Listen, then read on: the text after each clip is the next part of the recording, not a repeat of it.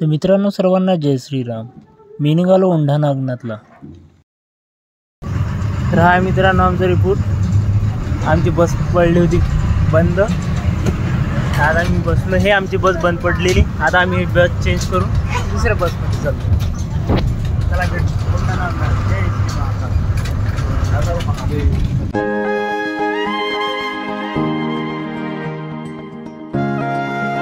सर्वांना मित्रांनो जय श्रीराम. तर मी आलेला आहे औंढा नागनाथला दर्शनाला.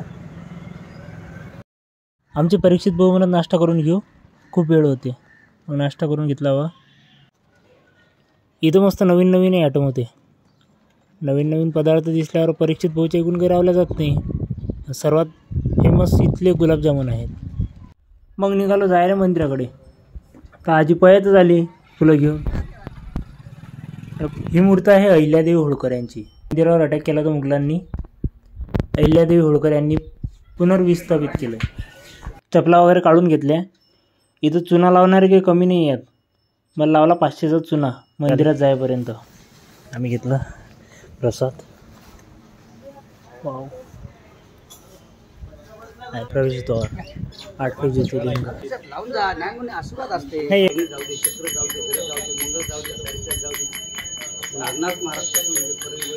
भाऊ बसले जमिनीवर टाळ आपतात. बसला मला 200ला चुना.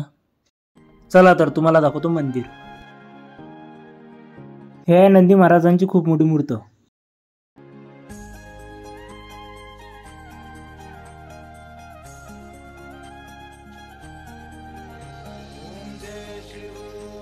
हे आहे मंदिरातलं जातं. त्याला मारा लागतात 5 प्रदक्षिणा.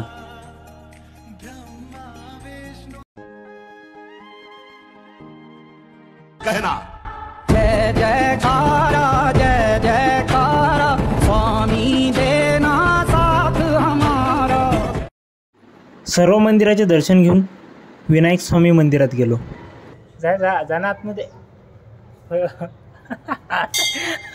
भाऊला लागला आमचा फशाचा वेव आणि भाऊ काही गेले. हा मित्रांनो कुंड.